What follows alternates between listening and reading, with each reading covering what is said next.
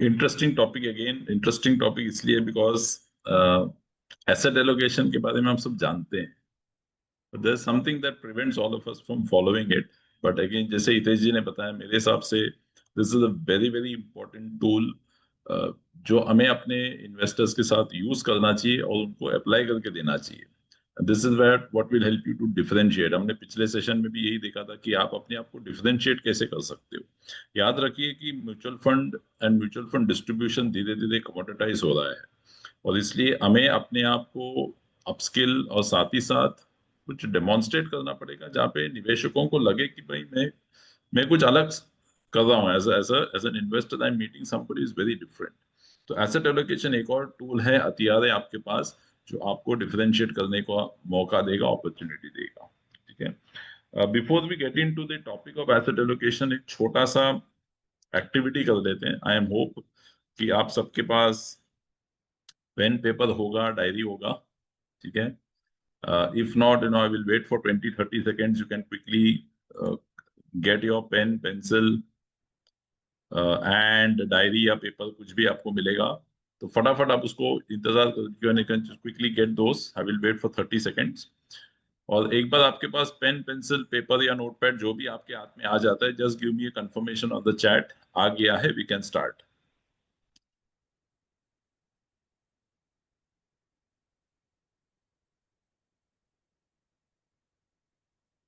Alright.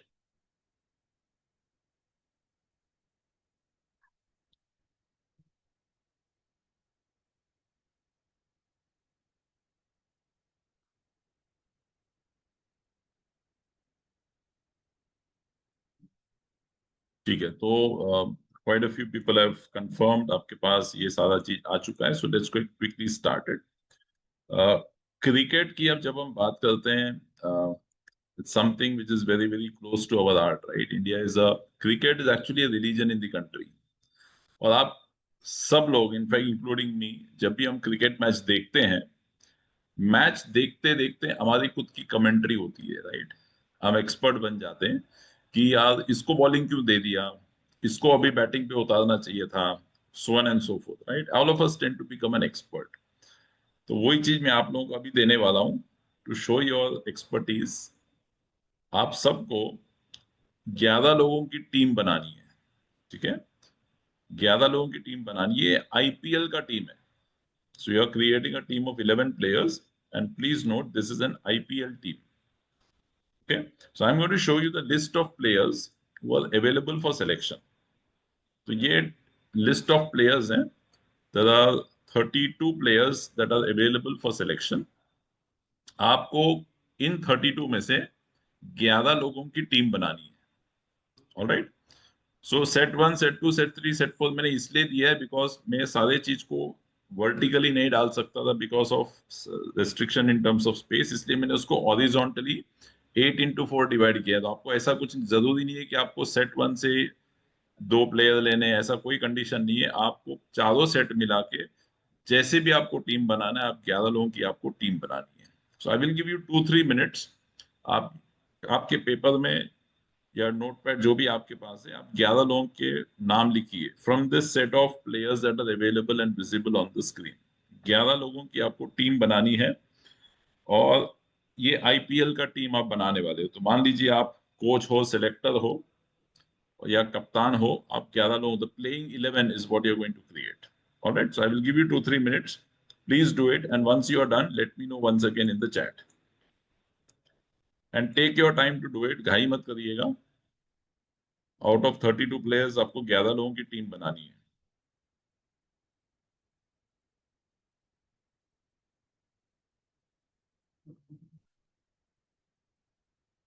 Anybody has a doubt, please let me know.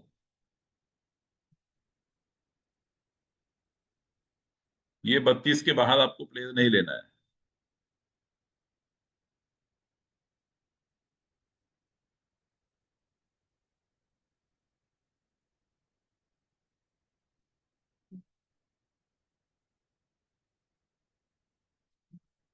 So please put down your team members in a sheet of paper. आपकी team बनाइए, 11 लोगों का team बनाइए, नाम लिखिए players के.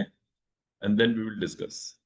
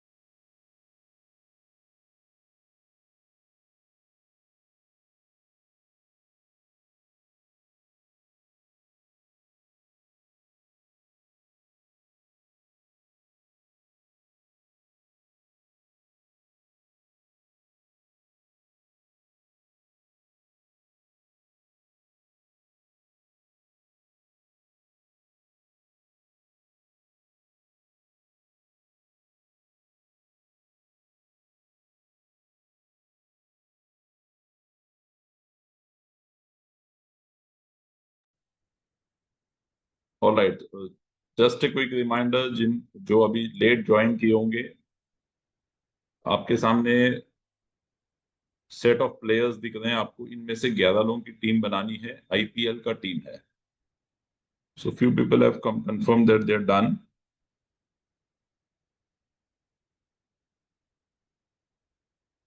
संदीप जी, कोई स्पेसिफिक रीजन से मैंने परफॉर्मेंस नहीं दी है।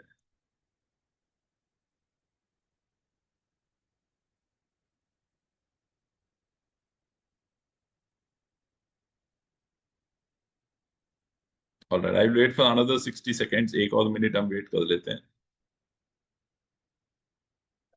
और अगर आप में से ऐसे कोई हैं जिनको क्रिकेट ज्यादा नहीं आता है, समझ में नहीं आता है, अगर आप घर पे हैं तो आपके फैमिली मेंबर्स का आप हेल्प ले सकते हैं। ऑफिस में तो ऑफिस स्टाफ का हेल्प ले सकते हैं।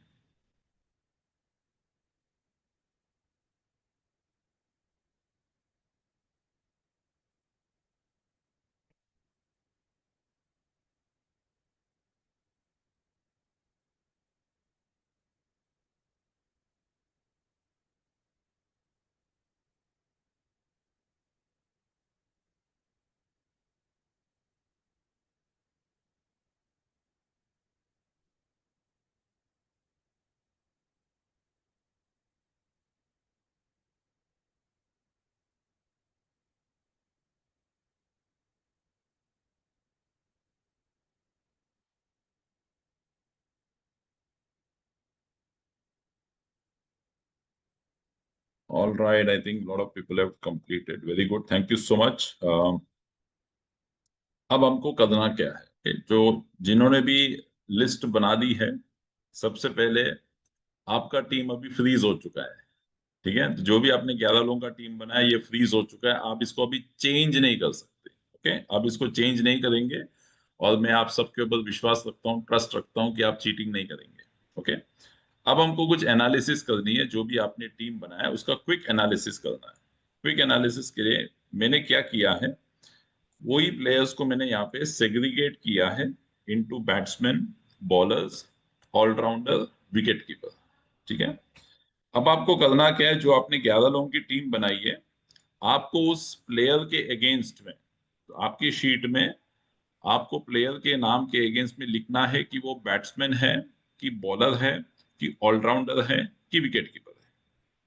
ठीक है, एंड मैंने कुछ कुछ जगह पे ब्रैकेट में एफ लिखा है। एफ का मतलब है फॉरेन प्लेयर है। तो जहां जहां पे भी आपको दिख रहा है कि आपने फॉरेन प्लेयर को लिखा है, तो आप उसमें एफ भी लिखते जाइए। सो दोबारा रिपीट करता हूँ, 11 लोगों का टीम आपका बन चुका है। इन टीम में अभी आपको करना क्या है, उस नाम के अगेंस्ट में दो चीजें लिखनी है। पहला, वो बैट्समैन है कि बॉलर है कि ऑलराउंडर है कि विकेट कीपर है। दूसरा, अगर वो फॉरेन प्लेयर है तो एफ लिखेंगे उसके साथ। ऑलराइट, तो अगर मान लीजिए आपने केन विलियमसन विलियमसन को सेलेक्ट किया है, तो Kane Williamson is a batsman and F, foreign player also. ठीक है, ये आप एक्टिविटी कर लीजिए। करने के बाद आपको क्या करना है, चैट पे आपको मैसेज करना है कि आपके पास बैट्समैन कितने हैं। ओके, तो for batsman you just right BA, number of BA, उसके बाद BO, नंबर ऑफ बॉलर्स, कितने ऑलराउंडर है आपके पास, और कितने विकेट कीपर आपके टीम में है। आपके 11 में से कितने बैट्समैन हैं, कितने बॉलर्स हैं, कितने ऑलराउंडर्स हैं, कितने विकेट कीपर्स हैं, एंड कितने इंडियन प्लेयर्स हैं, कितने फॉरेन प्लेयर्स हैं. Alright. So once you do that analysis, put it in the chat कि आपके सेग्रीगेशन क्या है, वो आप उसको डाल दीजिएगा.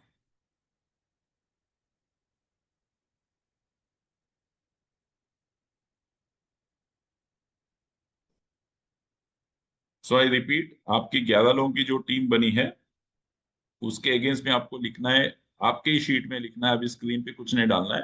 स्क्रीन आपके बुक में लिखना है कितने बैट्समैन, विकेट कीपर, बॉलर है. So against each of the players put whether he is a batsman और the bowler, allrounder, wicket keeper, is he an Indian player और द फॉरेन प्लेयर. उसके बाद आप टोटल करके बताएंगे in the chat how many batsmen you have selected, how many bowlers you have selected, how many all-rounders you have selected, and how many wicket keepers you have selected. साथ ही साथ आप ये भी बताएंगे कितने इंडियन प्लेयर्स हैं, कितने foreign players हैं.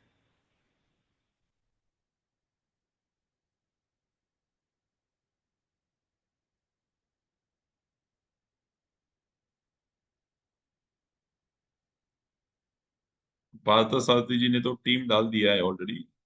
तो आप just convert it into batsman, bowlers, wicket keepers. Okay. Cummins, Jadeja, Gill, Saha. Okay.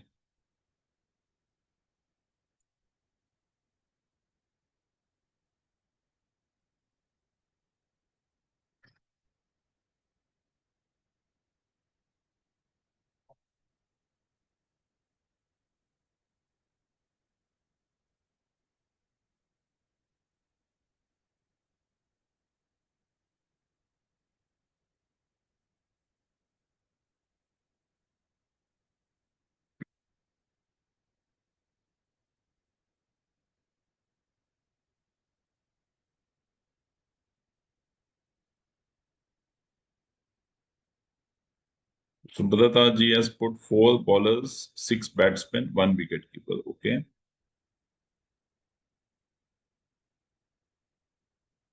Akhtar Ali ji has put 4 batsmen, 4 bowlers, 1 wicket keeper, 2 all-rounders. Okay. Saurakanti ji, 3 foreign, 2 all-rounders, 3 bowlers, 1 wicket keeper, 6 batsmen. All right. Shwet Kamal ji, 3 batsmen, 5 bowlers, 3 all-rounders, no wicket-keeper, 8 Indian players, 3 foreign players. All right. Snehashish ji, 5-3-2-1. Okay. Sujit ji is put 5-4-2. Okay. No wicket-keeper there also. Okay. Adnab ji has put. Okay. All right. Great. Batter, 4, all-rounder, 4, bowler, 3, foreigner, 4. Okay. Okay.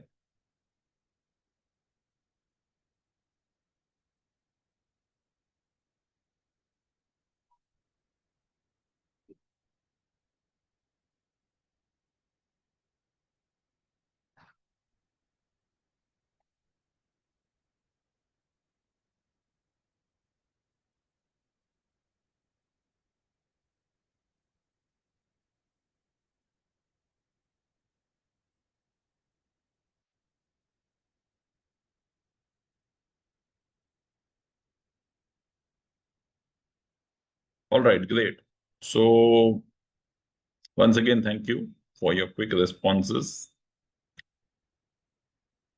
While मैंने कुछ कुछ लोगों के पढ़ लिए हैं और कुछ जगह पे मुझे दिख रहा है कि few people have not selected any wicket keeper.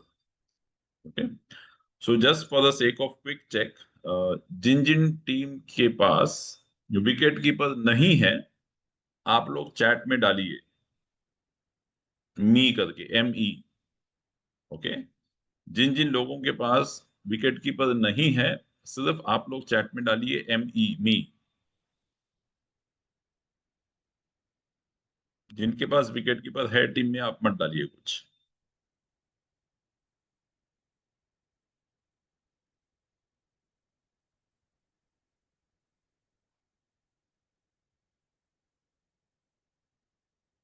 Okay. So 5-6 people have put कि उनके पास विकेट कीपर नहीं है। वॉशिंगटन सुंदर कीपर नहीं है, आप उसको कीपर बना सकते हो, राइट? Okay, so great. अभी सबसे पहले very good, thank you so much. Why did we do this activity is important for us to understand, ठीक है? हमने ये टीम सिलेक्शन वाला काम क्यों किया? बिकॉज जब जब मैं ये एक्टिविटी कराता हूं, मैंने देखा है कि कुछ लोग विकेट कीपर मिस कर जाते हैं, राइट?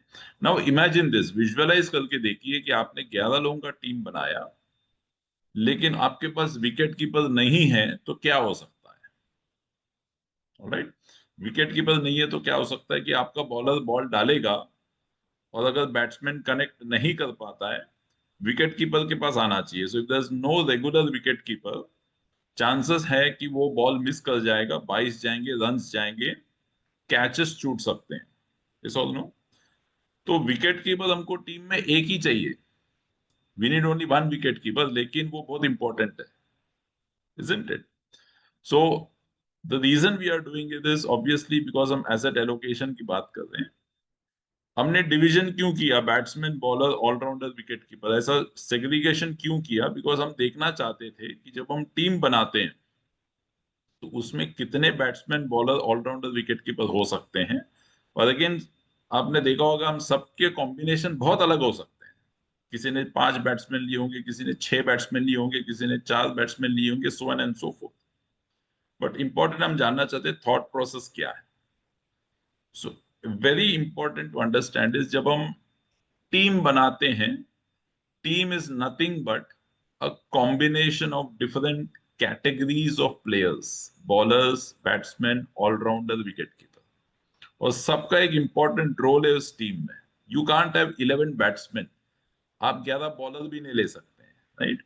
आपको सभी लोग चाहिए, and that is the essence of our topic, which is asset allocation. मैंने आईपीएल भी इसलिए बताया, मैंने आपको हिंट दिया आईपीएल, बिकॉज मैं देखना चाहता था कि आप कितने फॉरेन प्लेयर्स लेते हो, कितने इंडियन प्लेयर्स लेते हो। बिकॉज आईपीएल में आपके पास कॉम्बिनेशन अलाउड है 7+4 का, that you can have 7 Indian players, maximum you can have 4 foreign players. So you can have 8+3 also, 10+1 also, 9+2 also. वो भी मैं देखना चाहता था कि हम किस तरीके से इसको डिजाइन करते हैं। इसेंशियली क्रिकेट का team banana is nothing but portfolio construction, isn't it? तो इसमें भी आप पोर्टफोलियो कंस्ट्रक्ट कर रहे हो, प्लेयर्स हैं आपके पास instead of assets, and in a cricket context each batsman और bowler can be an asset. So batsman as a category is an asset class, bowler as a category is also an asset class. तो आपने किया क्या team में, आपने batsman, bowlers, allrounder, wicket keeper को जब आप लेते हो, तो आपने 4 अलग अलग एसेट क्लासेस को जोड़ के एक टीम को बनाया। एक भी एसेट क्लास उसमें मिस हो जाए तो प्रॉब्लम हो सकती है, and that is what asset allocation is. It is a mixture of different assets to form a team और अ पोर्टफोलियो। अब हमारे कॉन्टेक्स्ट में एसेट्स क्या क्या हो सकते हैं? इक्विटी हो सकता है, right? We can have debt, commodities हो सकता है, रियल एस्टेट हो सकता है। This are the 4 common asset classes. दोबारा रिपीट करता हूं, इक्विटी, फिक्स्ड इनकम या debt, commodity, for our context we will understand it as gold, and fourth is real estate. But अगर हम रियल एस्टेट की बात करें, प्लीज रिमेंबर, जब हम एसेट एलोकेशन की बात करते हैं, इन्वेस्टमेंट की बात करते हैं, रियल एस्टेट को तब माना जाएगा एज एन एसेट अगर आप उस घर पे नहीं रहते हो। Self occupied property is not an asset, because आप उसमें कमाते नहीं। अगर आपके पास एक और घर है जिसको आपने रेंट पे दिया हो, या रेंट पे नहीं भी दिया हो बट आपके पास है जिसपे आप नहीं रहते हो, you can consider it as an asset. The house in which we stay is not an asset. दूसरा, अगर हम real estate as an asset class देखें, तो most common way to acquire real estate is physical property. अब physical property का challenge क्या है कि कॉस्ट इज वेरी हाई। तो आप अगर 2 BHK भी लेने जाओगे मोस्ट मेट्रोज में, it will not cost less than 1 crore rupees. तो बहुत सारा कैपिटल लगता है, and that is why for practical purposes शायद real estate as an asset class बहुत लोगों के पास नहीं हो सकता है, because it is very expensive in terms of capital that is required, and therefore majority of our investors may not be able to have real estate physical property as part of assets. So we will exclude that as of now, and we will focus on three asset class: equity, debt and gold, because इसमें हर एक investor भाग ले सकता है, participate कर सकता है. Okay, now let's move ahead and understand what is the importance of or the aim of asset allocation. हम क्यों करना चाहते हैं asset allocation? याद रखिए, objective of doing asset allocation is not to maximize returns. हमें मैक्सिमाइज नहीं करना है रिटर्न्स, हमको रिटर्न्स और रिस्क को मैच करना है. So objective is to minimize और रिड्यूस द रिस्क, और उस रिस्क के लिए जितना ऑप्टिमम रिटर्न्स में ला सकता हूं वो कोशिश करनी है. I repeat, objective of doing asset allocation is not to maximize returns. It is to minimize or reduce the risk. But उस risk के लिए maximum potential returns में कितना बना सकता हूं. Okay, and this has to be in accordance with financial goal of the client. Okay. Now हमने discuss किया कि एसेट एलोकेशन का मतलब है अलग अलग एसेट क्लासेस होने चाहिए. अब किस तरीके के एसेट क्लासेस होने चाहिए is what I will explain using this example. Again, this is only to illustrate that there are no religious connotation of this illustration. ठीक है? Let's understand this from the family of Lord Shiva. अब Lord Shiva के family में आप देखेंगे there are many members. Whenever you see Lord Shiva's family photograph और शिव जी का photograph देखेंगे तो you will typically see that Shiv जी के सर पे चांद होता है, right? और चांद में बोला जाता है अमृत है, एलिक्सिर है. Okay, but we have listened and heard stories कि शिव जी ने समुद्र मंथन के टाइम, ओशन चर्निंग के टाइम आलाहाल पिया था, विच इज पॉइजन. तो उनके पास अमृत है लेकिन उन्होंने पिया था poison. So amrit and poison are opposite, contradicting, right? Second, Shiv ji का बेटा है गणेश, एंड गणेश का जो व्हीकल है दैट इज अ माउस, चूहा. शिवजी के गले पे सांप होता है, and we know for the fact कि जहां पे सांप होता है वहां पे नॉर्मली चूहा नहीं मिलेगा.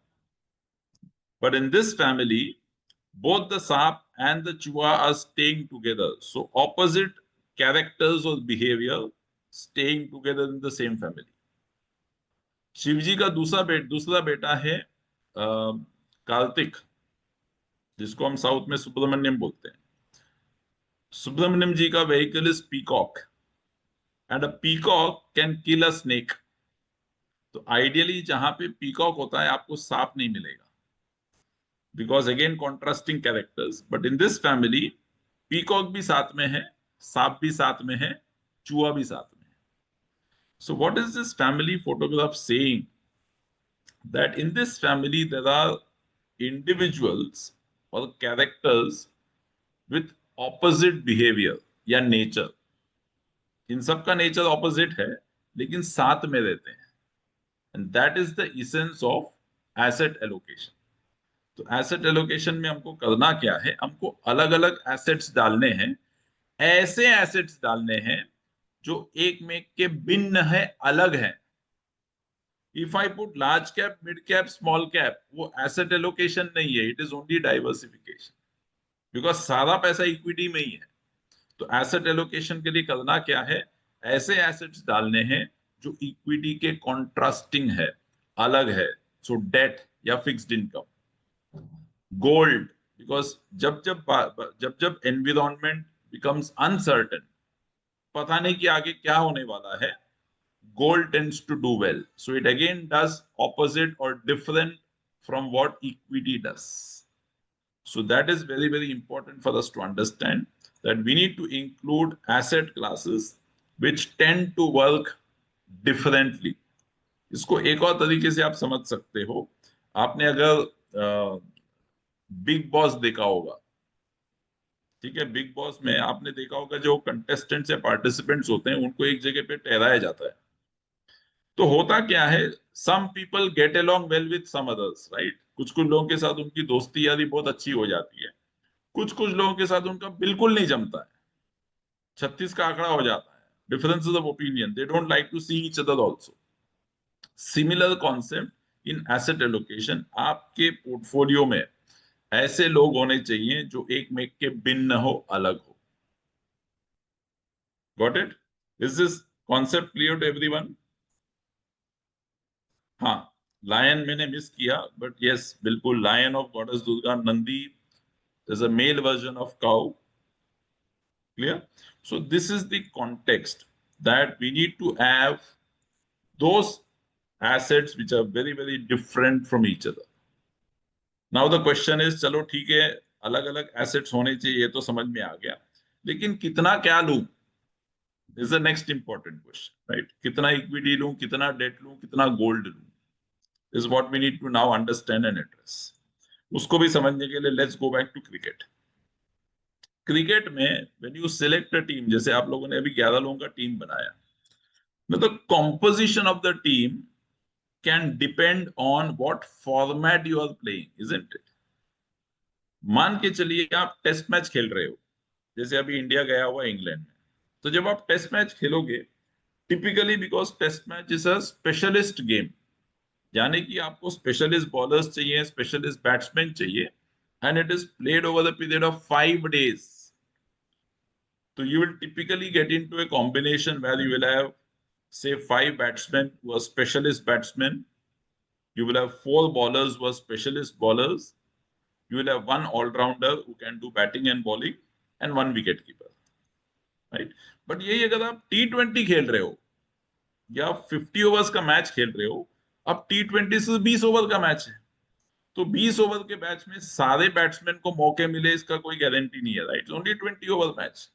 So you will maybe reduce one batsman, have only 4 batsmen, 4 bowlers, and because T20 ऐसा फॉर्मेट है जहाँ पे बैट्समैन को बहुत कम टाइम मिलता है, बॉलर्स को भी सिर्फ 4 बॉलर्स 4 ओवर ज्यादा से ज्यादा मिल सकता है, you may want to add another all-rounder, because T20 is a game of dexterity. आपको दोनों आता है तो अच्छी बात है, बैटिंग भी कर सकते हो, बॉलिंग भी कर सकते हो, तो बहुत बढ़िया है, बिकॉज आपको 20 ही ओवर निकालने हैं, which is why you may add maybe an extra all-rounder and one wicket keeper. Similarly, आप 50 ओवर का मैच वनडे खेल रहे हो, again you may have a similar concept कि मुझे 85 ओवर बैटिंग करनी है कुल मिला के, बॉलर को सिर्फ 10 ही ओवर मैक्सिमम बॉल करना है, so I may again go with that combination of 4 batsmen, 4 bowler, 2 allrounder, 1 wicket keeper. But test is very different ball game. So the format of the game determines composition क्या होना चाहिए. Got it? अपने context में हम कैसे decide करें what should be the asset allocation. For many years we went by this formula which is 100 minus age, okay, which is equal to equity exposure. यही हमने सबसे पहले सीखा था when we initially talked about asset allocation. So which means if somebody is 40 years old, you simply do 100 minus 40 and we say that आप 60% equity में डाल दो, बाकी के 40% आप डिवाइड कर दो. Now, this is a very, very crude way of determining asset allocation. तो आज अगर आप किसी क्लाइंट को जाके बोलोगे सर आपका एज बताइए, 100 माइनस एज आप कर दीजिए, इक्विटी में डाल दिए, शायद वो इतना इंप्रेस नहीं होगा, because this is very very laymanish, very very crude. आज से 15 साल पहले ये शायद फॉर्मूला चल जाता था, but today investors have become aware, उनके पास बहुत सारा इंफॉर्मेशन आता है, नॉलेज आता है, which is why perhaps this formula may not be a right formula to tell. Therefore, what do we use? We need to have something which is more objective in nature, right? So, कैसे decide करें is what we will understand now. Now, what are the factors? जैसे cricket के हमने माध्यम में देखा था कि the format determines composition. Similarly, in case of investment, asset allocation can be determined by a multitude of factors. One, what is your target, ठीक है, आपकी गोल्स क्या है लाइफ के। टू, कितना समय है उस गोल को हासिल करने के लिए, do you have a 3 year horizon, do you have a 5 year horizon, do you have a 20 year horizon, because वो उसके बेसिस में भी इम्पैक्ट होगा। थ्री, लिक्विडिटी आपको कैसा चाहिए, do you want something which you can liquidate easily, या you are okay with products और asset classes which are not very liquid. So इन सब बेसिस में आपको डिटरमाइन करना पड़ेगा कि आपका एसेट मिक्स क्या होना चाहिए, राइट। सो देपोवम जी ने बिल्कुल सही लिखा है, goals, what is the time, the risk appetite and liquidity. Okay, now let's understand this. Now if you want to do this, इसको करने के लिए हमको रिस्क प्रोफाइलर करना पड़ेगा। Okay, so what we will do now is all of you will do the risk profiling for yourself, कि कैसे determine करूं मेरा रिस्क क्या है, how do I figure out, am I aggressive, am I moderate, am I conservative. I can't go by the physical appearance की कोई 6 feet लंबा है, माचो पर्सनालिटी है तो एग्रेसिव होगा नहीं, या वही कोई शॉर्ट है, स्लिम है, वो मॉडरेट हो जाएगा या कंजर्वेटिव हो जाएगा। It's very very subjective and it is very wrong. So we need to have something which is more scientific, और उसी के लिए हम रिस्क प्रोफाइलर का इस्तेमाल करते हैं। So all of you will now quickly do your own risk assessment, ठीक है, और पता लगाएंगे कि हम किस कैटेगरी के इन्वेस्टर्स। करना क्या है, 8 क्वेश्चन आएंगे आपके पास, पहले स्क्रीन में आपको 4 क्वेश्चन दिख रहे हैं।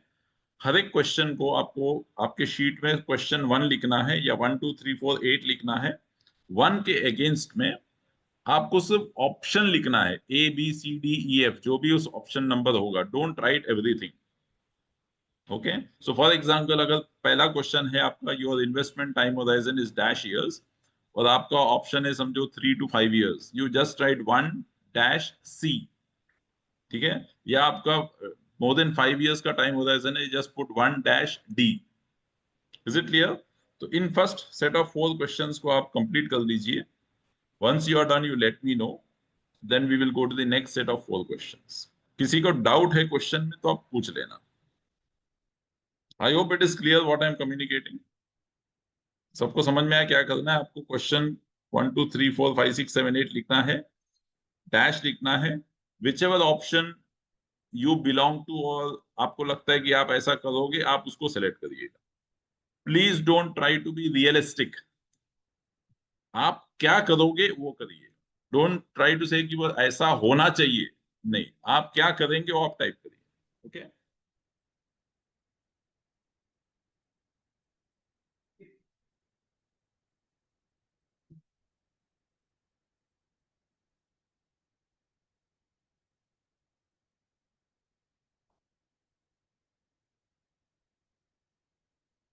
और ये जो मैं आपको रिस्क प्रोफाइलर बता रहा हूँ, it's a very very scientific method, something which is used across the globe. अगर आप में से किसी ने CFP वगैरह किया है या आप कर रहे हैं तो आपको पता होगा कि FPSB, which is a financial planning standard board का रिकमेंडेड क्वेश्चनर है। बिकॉज गूगल करेंगे तो आपको बहुत सारे क्वेश्चनर्स मिलेंगे।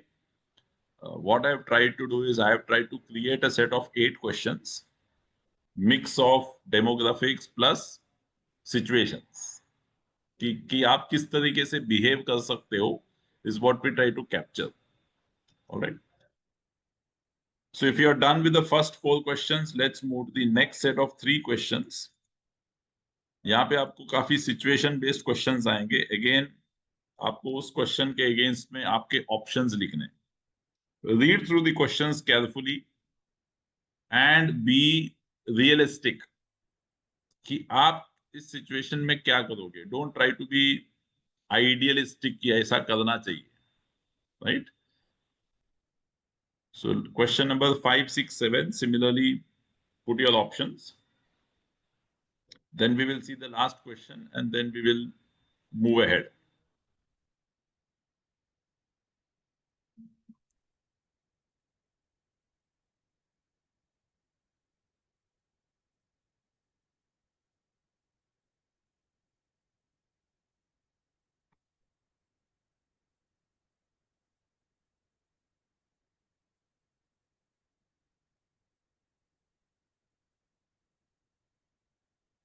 ध्यान से पढ़िएगा क्वेश्चंस को।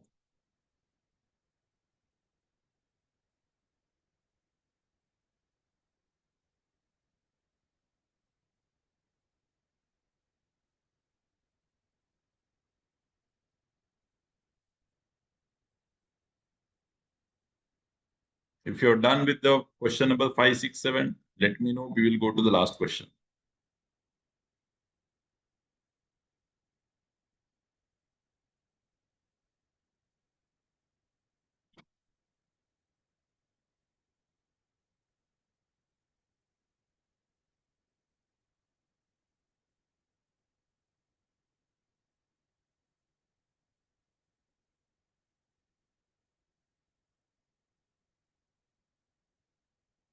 We'll wait for few more confirmations. उसके बाद हम आगे बढ़ते हैं लास्ट क्वेश्चन की तरफ। I hope the session is not boring.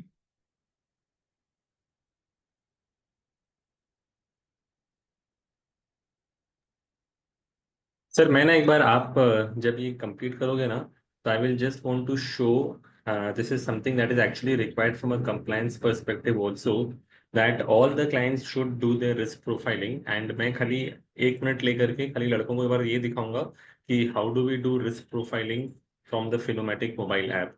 तो मैं 1 मिनट खाली ये बताऊंगा, आप पहले ये पार्ट कंप्लीट कर लो सर आप। ठीक है, all right. Okay, so let's go to the last question. Again, this is on situation. I will tell you what this question is because कुछ लोग इसमें confuse हो जाते हैं. Essentially, there are 6 investment options. 1, 2, 3, 4, 5, 6. और हर एक इन्वेस्टमेंट का अच्छे साल में परफॉर्मेंस, बुरे साल में परफॉर्मेंस एंड एवरेज ईयर में परफॉर्मेंस क्या बन सकता है। तो essentially it is talking of what is the range of returns that you can expect from a particular investment. So for example, आप investment 1 देखेंगे तो investment 1 एकदम खराब साल में भी 1% रिटर्न देगा, बेस्ट ईयर उसका 15% का रिटर्न बनेगा, एवरेज वो 9% का रिटर्न देगा। So similarly there are these 6 investment options. कौन से इन्वेस्टमेंट ऑप्शन के साथ you are comfortable with is what you have to select. Okay, so that will be question number 8। उसके भी आप ऑप्शन लिख लीजिए।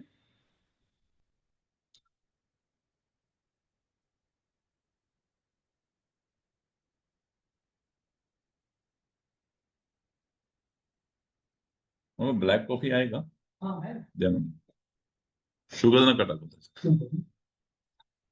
सो अभी हमको करना क्या है, you have written down questions 1 to 8। आप उसके अगेंस्ट में हमने ऑप्शंस भी लिख लिया, राइट। नाउ ऑप्शन के हिसाब से आपको स्कोरिंग करना है फॉर एनी क्वेश्चन। अगर किसी भी क्वेश्चन को अगर आपने ऑप्शन ए सेलेक्ट किया है, ए फॉर एप्पल, तो उस क्वेश्चन के लिए आप 1 मार्क देंगे। सिमिलरली अगर आपने किसी भी क्वेश्चन पे बी फॉर बॉम्बे सेलेक्ट किया है, you will give 2 marks. So A is 1, B is 2, C is 3, D is 4, E is 5, F is 6। तो जो भी क्वेश्चंस के अगेंस्ट में आपने अल्फाबेट्स डाले हैं उसके हिसाब से आपको नंबरिंग करना है। किसी भी क्वेश्चन को आपका ए है ऑप्शन तो आपको 1 डालना है, बी है 2, सो on and so forth, right. ये करने के बाद आपको इंडिविजुअल क्वेश्चंस के स्कोर मिलेंगे, आपको टोटल स्कोर को जोड़ लेना है। You have to add all the scores, ठीक है। और आप चैट में डालिए आपका टोटल स्कोर कितना है।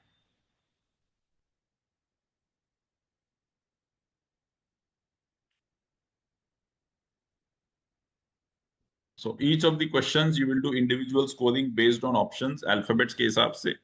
उसके बाद आप उसको टोटल करेंगे तो आपका टोटल स्कोर आएगा।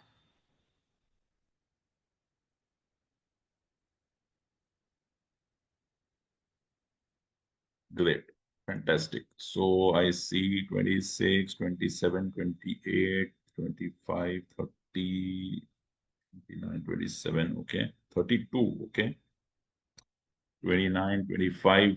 so सारे नंबर्स आ गए, काफी नंबर्स आ गए, राइट।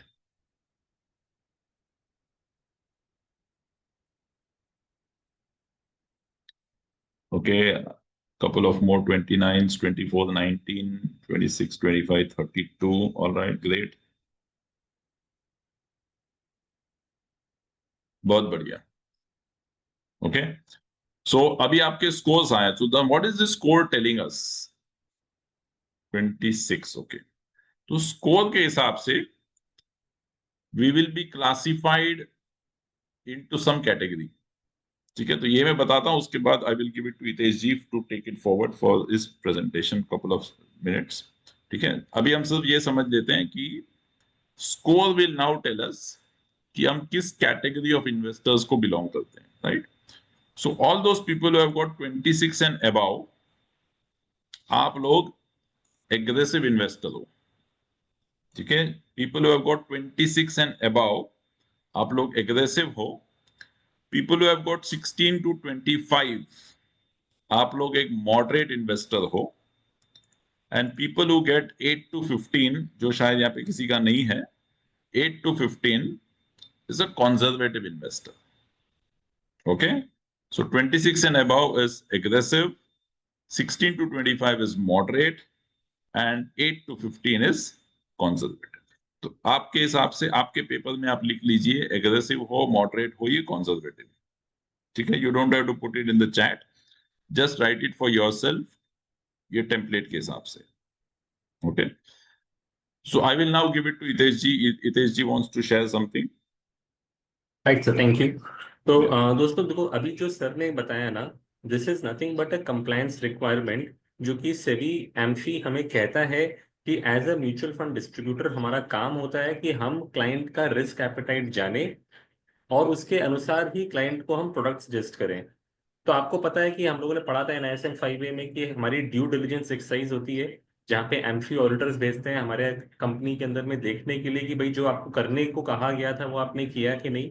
तो accordingly when the next audit would happen for Finomatic, they would actually ask for कि भाई सिस्टम में जो 50,000 क्लाइंट खड़े हैं उनका क्या आपने रिस्क प्रोफाइलिंग किया है, ये पहला सवाल। और दूसरा सवाल है कि जिसका जैसा रिस्क प्रोफाइल का स्कोर निकल के आया, अगर वो बंदा अग्रेसिव है तो आपने उसको उसी प्रकार का पोर्टफोलियो बना के दिया कि नहीं।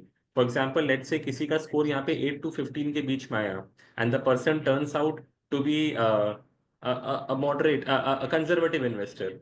मालूम पड़ा, अब आप एक कंजर्वेटिव इन्वेस्टर को लेट्स से अगर आपने एक स्मॉल कैप म्यूचुअल फंड बेच दिया, तो वहां पर एम्फी का वो ऑडिटर आपसे सवाल कर सकता है कि भाई आपने किस लॉजिक पे, किस रैशनल पे दिया, और आप उसका हमें रिटर्न प्रूफ दिखाइए कि यस कस्टमर ने सोच समझ करके ही स्मॉल कैप में इन्वेस्टमेंट किया है।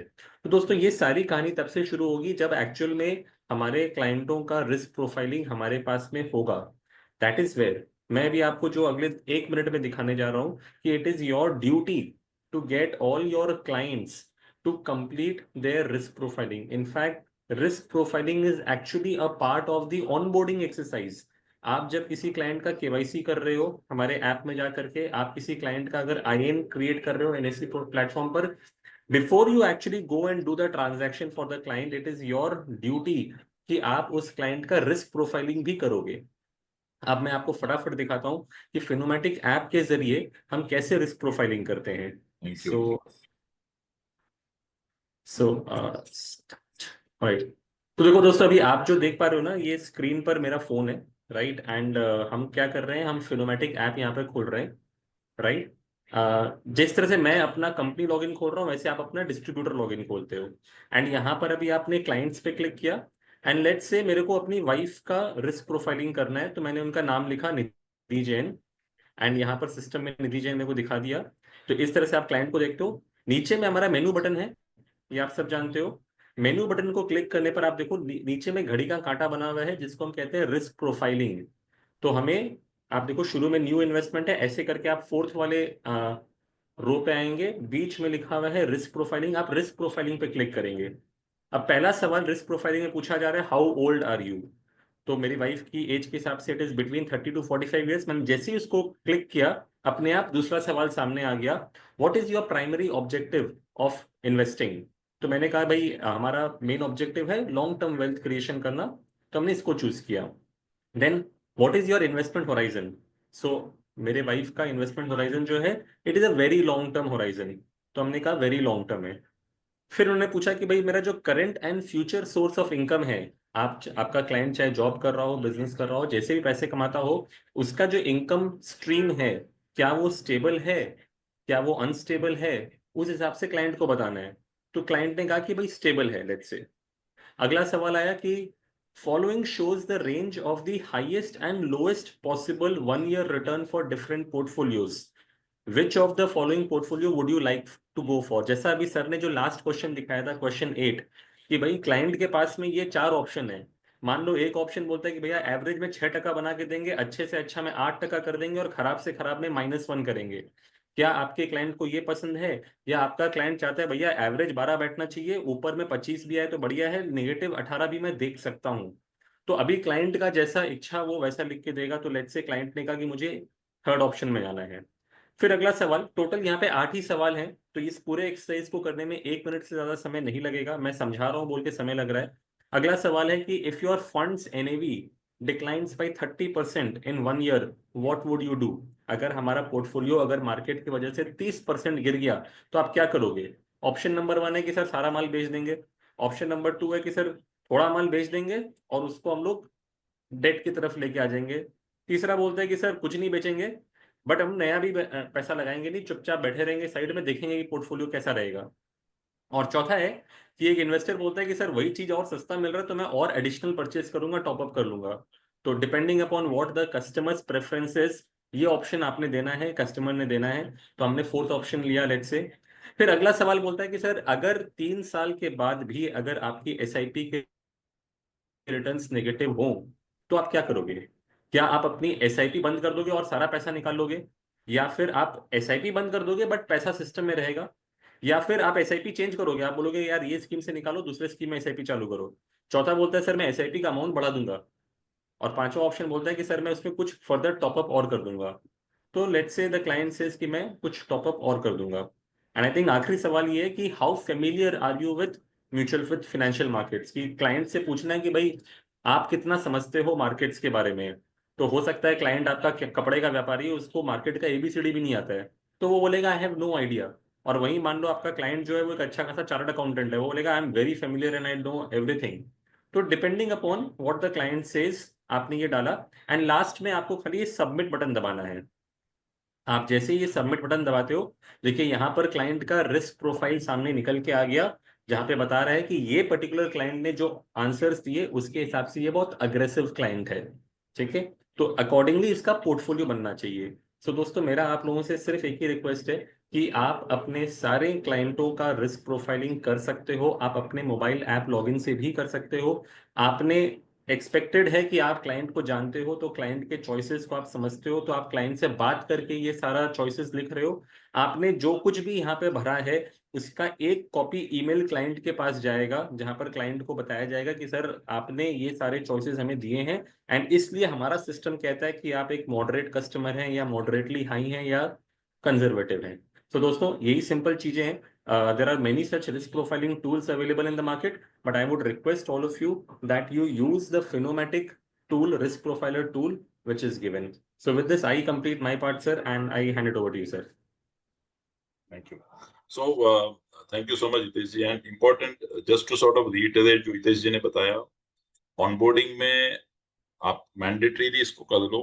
Now understand it from a customer psychology perspective कि आप पहले विजिट में कस्टमर को कोई प्रोडक्ट नहीं बता रहे हो, आप कस्टमर को बोल रहे हो कि सर मैं आपके बारे में सब कुछ जानना चाहता हूँ। As an adviser, as a distributor, I want to guide you in the proper way.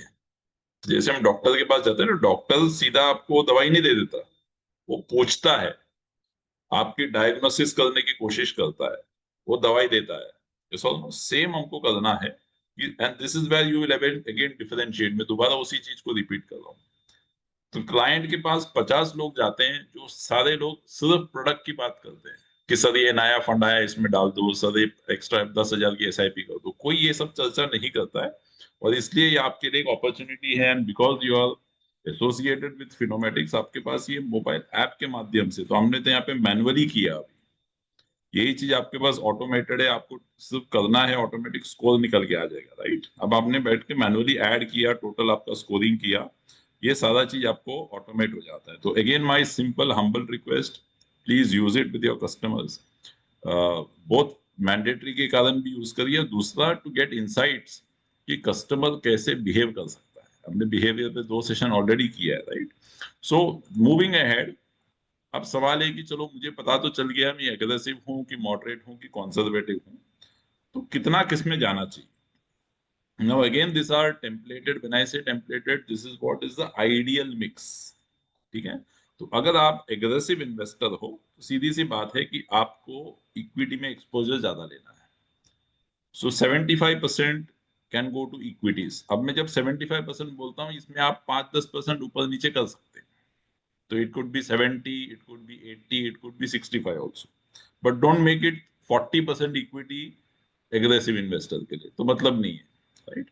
So 75% could be equities, 15% could be debt, 10% could be gold.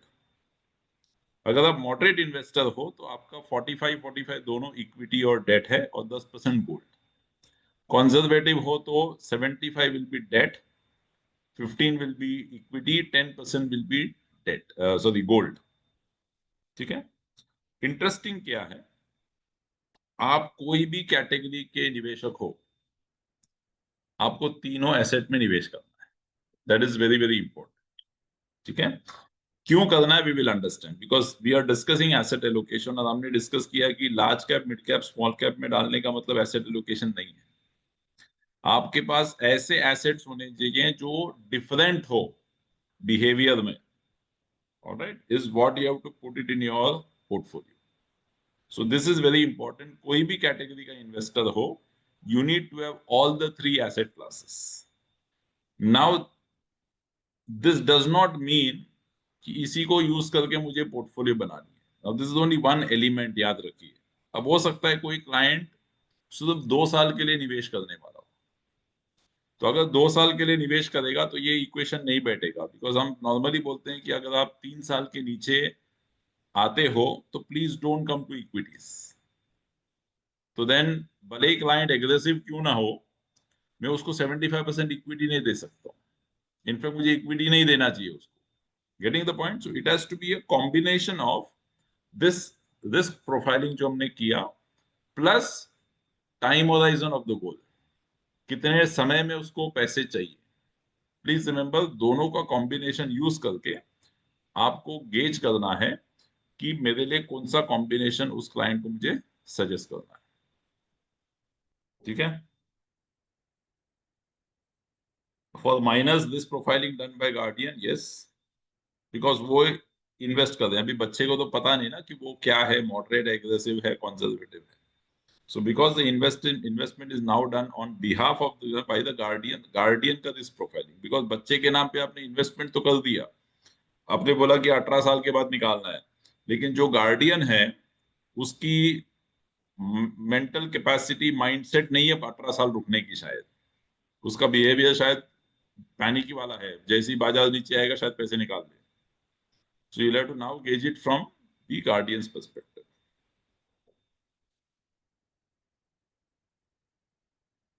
Does not want to invest in debt fund, prefer FDs yet. So now I am only talking about debt. So इसमें debt आप, so again I am just giving a very general statement. Debt means it could be FD, it could be PPF, it could be debt mutual fund, it could be corporate FDs, etc., etc. Okay. We'll come to that, but this is broadly what it does not necessarily mean कि उसको debt mutual fund ही देना है, because there are better alternatives in debt space beyond mutual fund. Then definitely you can look at it, right? But this is very important and critical कि तीनों component होना चाहिए and in the right proportion. Okay. Now, why it is important is what we will understand. Why we need to do this asset allocation. First and foremost, different asset classes perform at different periods of time. ठीक है। 2, asset allocation करने से आपका risk कम हो जाता है, and I will share some data points. And 3, wealth creation के लिए the proven formula is asset allocation. तो ये तीनों रीजंस हम समझ लेते हैं। Will start with the first one, that the best keeps on changing, यानी कि एसेट क्लासेस की परफॉर्मेंसेस हर साल बदलते रहते हैं। सो आई डोंट नो कि इस साल 2025 में कौन सा एसेट सबसे अच्छा परफॉर्म करने वाला है। ठीक है, और जब हमने बायसेस किए थे, हमने रीसेंसी बायस देखा था। तो रीसेंसी बायस क्या बताता है कि जो एसेट क्लास अच्छा करता है लोग उसी में आना चाहते हैं। And there is no guarantee कि आपने जिस एसेट में आज पैसे डाले वही आगे भी पॉजिटिव रिटर्न्स देगा, अच्छा करेगा. If you look at the data points right from 2011 onwards, financially otherwise, आप देखेंगे कि कुछ कुछ साल इक्विटीज ने अच्छे किए हैं. In fact majority of the time equity has done well, but we also see that there are periods when equity has not done that well, isn't it? So this is where asset allocation becomes very important. So what happens here is that the moment you see, for example, the year 2012, sorry, the year 2012, so equity gave negative 9%, but gold gave 33% returns. And this is the reason to do asset allocation, to mix different asset classes. तो equity अगर अच्छा नहीं करेगा, debt is like Rahul Dravid, stable performance. Gold tends to do well जब equity underperform करता है और uncertain environment है, तो गोल्ड की तरफ डिमांड बढ़ता है. गोल्ड का gold starts going up. As recent as 2020 covid में हमने देखा बाजार करेक्टेड, 38% से निफ्टी नीचे आया, gold prices started going up, isn't it? So this is the classic reason why we need to have mix of all the three asset classes. सारा पैसा equity में हो, आपने मान लो सारा 100 रुपए इक्विटी में डाल दिया, बाजार 20% गिर जाएगा, तो your 100 will become 80. But when you have equity, debt and gold, मान लो आपने asset allocation follow किया, you put 75% in equities, या 70% लेते हैं for sake of calculation, that 70% will fall by 20%, you will be at 56. But debt ने कुछ positive returns दिए होंगे. Gold will do better because equity नीचे आया तो gold ने और positive return दिया होगा. तो your 100 will not fall to 80, it may fall to 85 or 90. I am not trying to say कि इक्विटी डेट गोल्ड डालने से आपको कभी नेगेटिविटी नहीं देखने मिलेगी ओवरऑल पोर्टफोलियो में, बिल्कुल दिखेगा, but the fall will be short या less. Why this is important, let's understand. मान लो आप दो लोग रनिंग रेस में हो, you and your competitor are running a race, और दोनों के लेन में खड्डे हैं, ठीक है, देयर आर होल्स. आपके लेन में 2.5 फीट का खड्डा है और आपके कॉम्पिटिटर वाले लेन में 10 फीट का खड्डा है या 5 फीट का खड्डा है. मान लो आप दोनों भागते हो, आप खड्डे को अवॉइड नहीं कर सकते, आप दोनों खड्डे में गिर जाते हो. Who will be able to come out faster? जो 2.5 फीट वाले में गिरा है, right? Same is the concept here. जब आप तीनों एसेट क्लास मिक्स करते हो, I said that the objective is to reduce the risk, तो आपका रिस्क कम हो जाएगा, तो डाउन साइड आप कम गिरोगे. जब आप कम गिरोगे तो रिकवरी फास्टर हो जाएगा, तो बाजार जब दोबारा ऊपर आएगा आप पहले निकल सकते हो. So that also works because of asset allocation. Okay, so this is what you see on a long term basis. 2011 से लेके आप 2025-26 तक का डेटा देखेंगे, average return from equity is 12.2%. Average return from gold is also 12.3%, तो almost similar है. Obviously because gold ने in the last few years it has done fantastically well. ठीक है, अब सवाल ये नहीं होना चाहिए कि अभी गोल्ड भी अच्छा करता है तो मैं सारे पैसे गोल्ड में डाल दूं क्या. Again the purpose is repeated because पहले लोग मानते थे कि गोल्ड इज सेफ. सेफ का मतलब है आपको गोल्ड में कभी नेगेटिव रिटर्न्स आएगा ही नहीं, ऐसा लोग मानते थे. बट पिछले कुछ लास्ट 2 डिकेड्स में डायनामिक्स बहुत बदल गया है, बिकॉज ऑफ विच हम देखते हैं कि गोल्ड ने भी नेगेटिव परफॉर्मेंसेस दिए. For example 2014 and 15, 2 back to back years gold gave negative returns. So there is no guarantee or surety कि gold हमेशा positive ही देगा. In the long term it will still give, just like equity does. But you don't know कि इस साल क्या होगा. And that is where the challenge is. The moment you see that your investment is not doing well, हम सब action करना start करते हैं. इक्विटी से डेट में जाओ, डेट से गोल्ड में जाओ, so on and so forth, which never works. But आपने तीनों को जोड़ दिया है, आपका रिस्क कम हो जाता है, आपका लॉस मिनिमाइज हो जाता है, रिकवरी फास्ट हो जाता है. So this is the reason to do, the first reason to do asset allocation.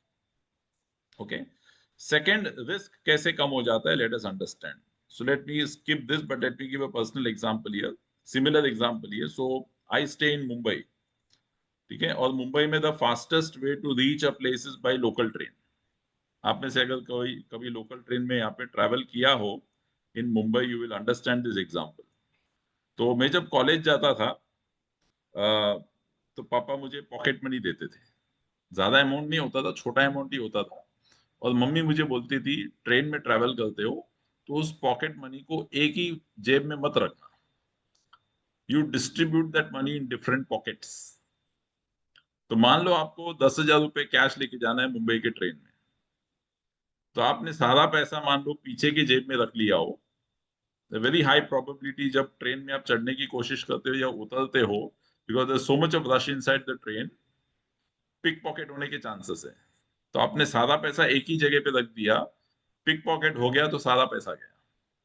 But अगर आपने 10,000 को डिस्ट्रीब्यूट करके रखा, 2,000 आपने शर्ट के जेब में रखा, 2,000 आपने पैंट के जेब में रखा, 2,000 आपने वॉलेट में रखा, और 2,000 आपने पैंट के पीछे वाले पॉकेट में रखा, अगर एक पॉकेट आपका पिक होता है तो you will still lose only 2,000 rupees, isn't it? Similarly जब आप अलग अलग एसेट्स में पैसे डालते हो, नॉट एवरीथिंग विल फॉल, कुछ ना कुछ अच्छा करेगा, डेट गिरेगा तो इक्विटी अच्छा करेगा, इक्विटी अच्छा नहीं करेगा तो डेट ठीक ठाक करेगा, gold will do well, so you are sort of protected, so it lowers the risk, reduces the risk. And how do you see that is through this data point again. So you look at this data point, 10 साल का ये actual performances, मैंने सिर्फ year नहीं डाला, I put 1 2 3 4 up to 10. So the average performance from equity is about 14%, debt is given about 9%, and gold is given about 9%. Okay, जब आप इनको मिक्स करते हो, the return is about 12%. So mixture is 65% equity, okay, 25% is debt, 10% is gold. So the combination that I've taken is 65 25 10. तो जब आप इस combination में लेते हो, your returns is 12%, which is not bad. Please remember, asset allocation करने से आप बहुत ज्यादा रिटर्न्स को कॉम्प्रोमाइज नहीं करते हो। बहुत लोग इसके लिए नहीं एसेट एलोकेशन नहीं करते। I said lot of people don't do it. Why they don't do it? उनको लगता है यार इक्विटी अच्छा ही करने वाला है, तो मैं बॉन्ड और गोल्ड पे डालू ही क्यों? मुझे पता है कि equity is going to the best asset class. Yes, absolutely it will be the best asset class, but हमारा चैलेंज क्या है कि इन्वेस्टर इतना लंबा टिकता ही नहीं है, राइट? 30 साल अगर वो टिकेगा, 25 साल वो टिकेगा, तो equity will perform, outperform, no doubt, but my challenge is will he be able to take the shocks? बाजार 10-15% गिरेगा तो क्या वो रुक पाएगा? Which is why you do asset allocation, because the moment you do asset allocation, हमने देख लिया, आपका खड्डा छोटा वाला होगा, आप बाहर निकल पाओगे जल्दी से, right? So you don't compromise too much on returns. At the same time, you are reducing the risk. और हमने ऑलरेडी सीखा रिस्क कैसे मेजर करते हैं, स्टैंडर्ड डिविएशन के साथ। So you look at the standard deviation. Debt का standard deviation is very low, यानी कि फ्लक्चुएशन बहुत कम है, लिमिटेड है। वेयर एज इक्विटी और गोल्ड का भी आप देखो कि स्टैंडर्ड डिविएशन काफी बड़ा है, बट देसी आप तीनों को मिक्स करते हो, उसका स्टैंडर्ड डिविएशन कम हो जाता है। So the volatility reduces, fluctuation कम हो जाता है। जहां पे फ्लक्चुएशन कम हो जाता है, वोलेटिलिटी कम हो जाता है, कस्टमर टिकने के चांसेस बढ़ जाते हैं, isn't it? I hope this is clear. Second important reason why we need to do asset allocation. The first reason was because different assets perform at different periods of time. Second is by mixing all the assets, आपका risk कम हो जाता है. Third reason is again scientifically proven कि having the right asset is very, very important. Having the right asset with the right combination is very, very important, because that is what drives return. So 92% of your wealth creation is dependent on the right asset allocation. इसका मतलब क्या है? For example, आपने बोला कि मैंने तो sir equity, date, gold तीनों दिया क्लाइंट को, लेकिन आपने क्या किया, 70% एफडी दिया उसको, ठीक है, 20% आपने इक्विटी दिया, 10% गोल्ड दिया, तो वेल्थ क्रिएशन नहीं हो पाएगा for that client who is going to stay for long period of time, because आपका कॉम्बिनेशन ही गलत है। It is like this. So I always say this, और दीपोपम जी ने पहला डाला था, इट इज लाइक अ थाली system, right? It is like अ थाली सिस्टम, जहां पे आप कोई भी प्रांत ऑफ इंडिया चले जाओगे, you go to any state, every state will have their own set of items in the thali. If you go to north, आपको combination अलग मिलेगा, south में combination अलग मिलेगा. बट इसेंस क्या है? इसेंस ये है कि आपको protein, fat, carbohydrate, starch, sugar, सब कुछ is given in the right proportion, isn't it? सब कुछ आपको सही मात्रा में मिलता है. Is the essence of a balanced diet. Same is what we need to follow for asset allocation. The right combination and the weightage. अगर आपको अभी बॉडी बिल्डिंग करनी है, you want to build muscles, so you will increase protein intake. Similarly आपको wealth creation करना है, long term है, तो आपका इक्विटी बढ़ेगा. If you do the reverse, आपको प्रोटीन बना, बॉडी मसल डेवलप करना है, लेकिन आप सिर्फ फैट खा रहे हो, आपका प्रोटीन बहुत कम है, you will only become obese. आप मसल नहीं डेवलप कर पाओगे.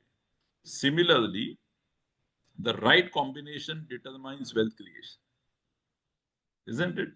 So this is what is about asset allocation. Before I conclude the asset allocation part of the presentation, अब asset allocation ready-made available है.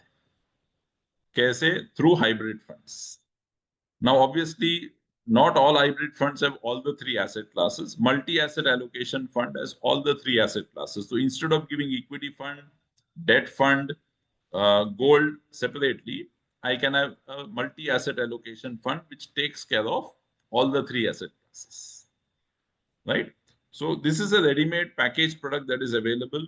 Hybrid funds may be, again, there are different categories that are available, right from low risk to potential low returns to high risk, potential high returns. Right?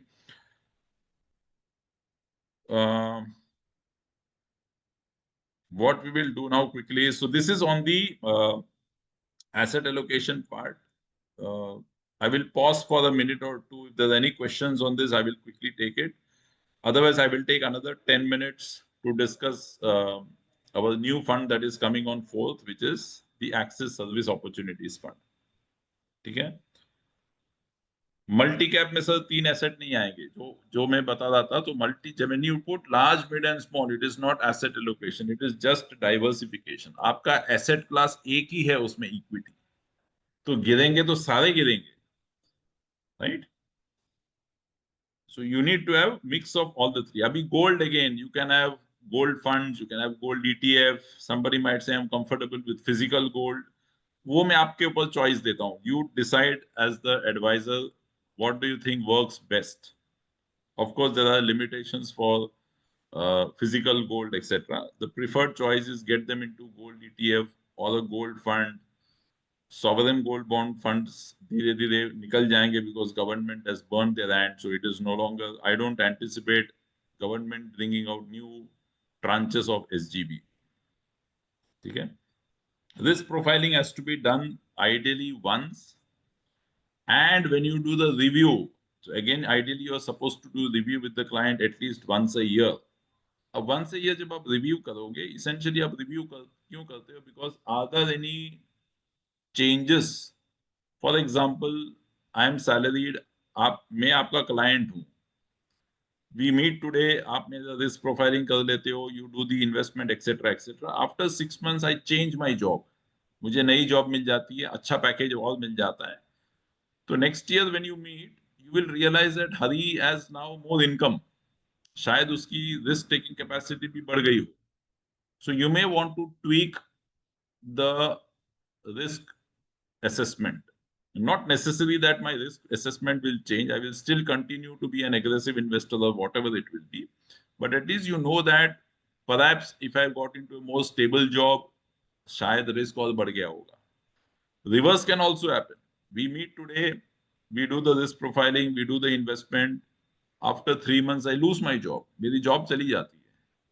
You again meet me after the year, we do the analysis. अभी तो मैं risk ही नहीं ले सकता because अभी मेरे पास पैसे ही नहीं है, income ही नहीं है. So then you may want to readjust. Okay. Yeah, multi-asset allocation fund is ideal in terms of avoiding selection of other schemes. Because अभी equity में जाओगे तो फिर आपको large, mid, small, multi, flexi सब देखना पड़ेगा.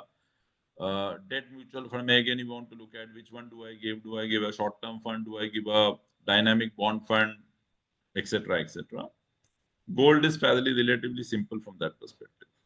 But again, the choice is up to you. I will leave it up to you. You want to bring into equity fund separate, debt fund separate, gold fund separate, or you want to do multi-asset. That I will leave that judgment to you.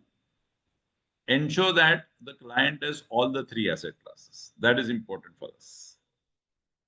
So I know somebody who, for example, question bhi aaya tha, debt mutual fund. So there could be a situation where, a PPF, for example, public provident fund gives me 7.1% return, tax free. So tax free 7.1 is as good as 10.5%. So is there a debt mutual fund which can give me 10.5%? The answer is no.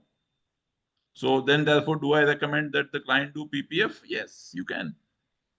I'm not saying कि हर client को debt mutual fund में आना ही जरूरी है. उसको debt का portfolio होना चाहिए. Now clients could be salaried, जिसका provident fund का contribution already जा रहा है. तो debt is already there with the client. Getting it? तो ये आपको देखना पड़ेगा कि किस कैटेगरी ऑफ इन्वेस्टर्स को मिल रहे हो, what is their profile, is there something already going into debt, so on and so fourth.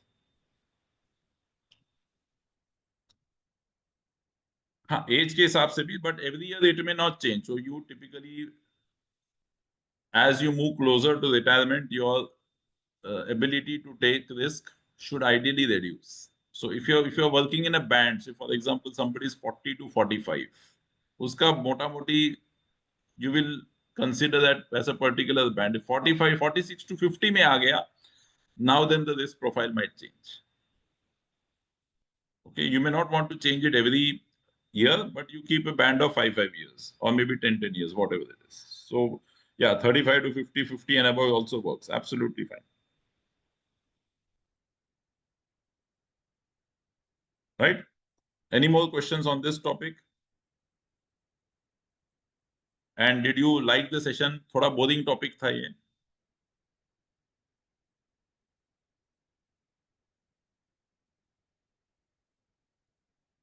Yes or no?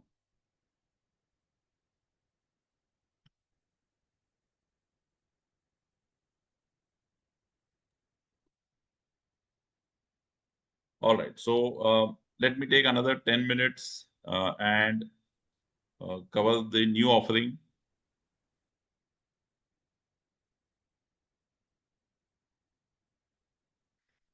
Arnabji, again, I leave this choice to you. You want to put, so some customers might come a bit wary about equities. उनको डर लगता होगा, तो then you can get them into DAF first, and then once they understand the market, you can then take them forward to high risky products. That again, that all that choice, I leave it to you, because everything is subjective here. No, we can't have one standard answer कि ऐसा ही होना चाहिए. Not necessary. There could be various permutation combinations that you can look at, but try and focus to get the client into getting into three asset classes. Okay. 20 साल का है SIP कर, 20 साल का कोई सिप करते हैं, मल्टी एसेट किया जा सकता है, बिल्कुल कर सकते हैं. No doubt about it. I know few clients who only invest in multi asset funds. तो बोलते मेरा काम हो जाता है, एक ही फंड से काम हो जाता है. So operationally that becomes easier, right? Derivatives is not an investment option, it is more a trading option. And SEBI data suggests that people don't make money. 91%, 93% people lose money in derivatives. Single digit percent people make money. And to believe कि मैं वो single digit में आऊंगा is थोड़ा ज़्यादा, right? Great. So let me quickly get to the Axis Service Opportunities Fund. बहुत simple fund है, straightforward fund है. So I will spend more time again on the concept of service opportunities rather than the fund per se, because fund is fairly simple, उसमें कुछ है नहीं.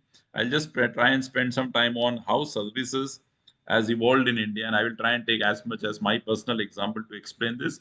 And as I explained, you would also understand and appreciate कि ये आपके life में भी हुआ होगा, right? So how has the consumption of services changed in India?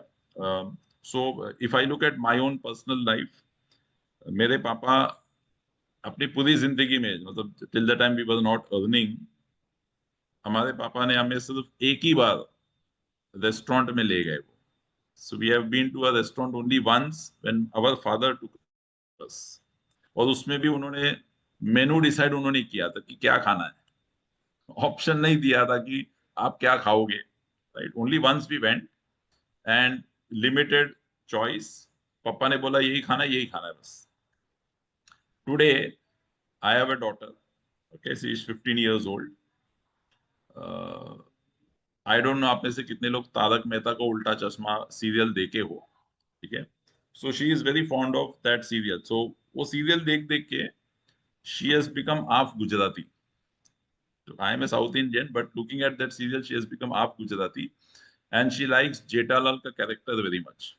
So just like Jetalal likes Dokla, Fafda, Jalebi in Tarak Mehta, she is also very fond of it. And obviously, we don't make that at home because we are South Indians, right? So every alternate Saturday, Sunday, ये मेरे घर पे आता है. That Dokla, Fafda, Jalebi that comes to my place.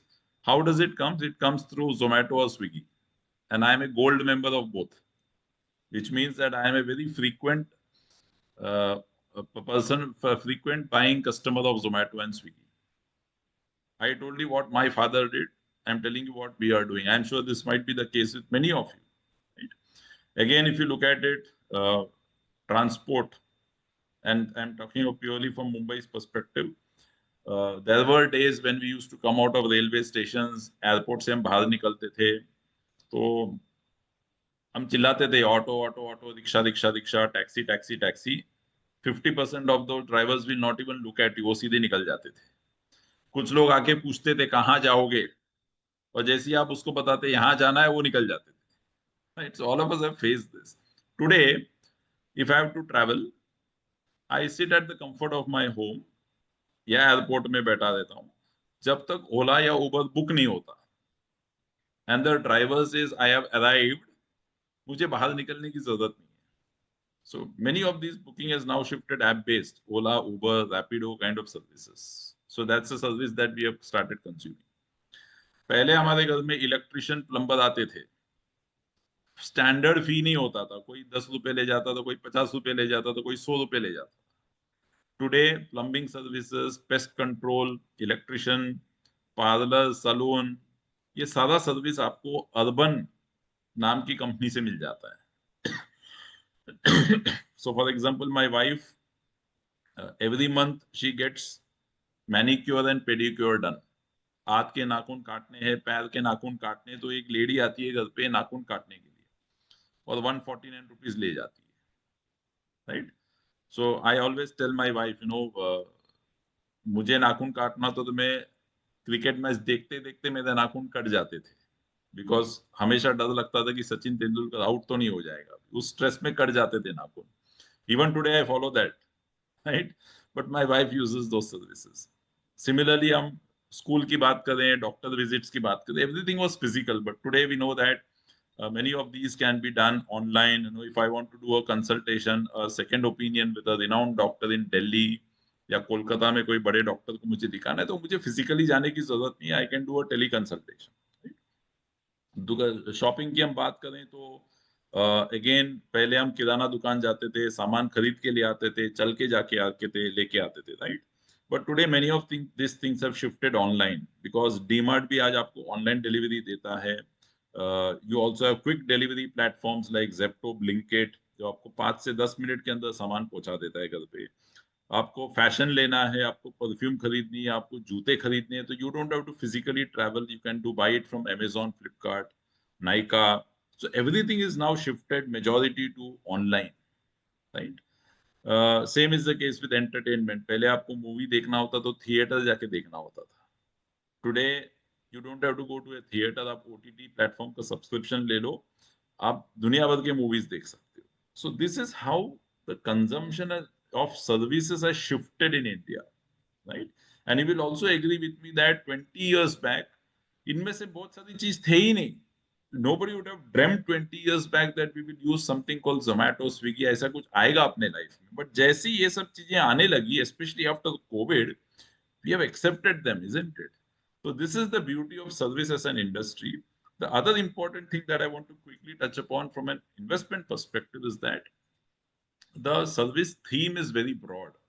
It has financial services, it has information technology, telecommunication, hospital, tourism, travel, सब कुछ है इसमें. So it is pretty diversified. But the weightage that is highest is of financial services. Now financial services में भी आप देखोगे सिर्फ banks नहीं है. You have banks, you have got NBFCs, you have got insurance company, you have capital market, you have mutual fund companies, you have fintech players. तो उसके अंदर भी आपको बहुत ज्यादा डाइवर्सिफिकेशन मिलता है. And I will take 2 or 3 minutes to explain why this is important. Because अगर आप फाइनेंशियल सर्विस में भी देखोगे which is the highest weightage, every business has a different business model. अभी आप लोग इंश्योरेंस बेचते होगे. If you look at it, look at life insurance company LIC.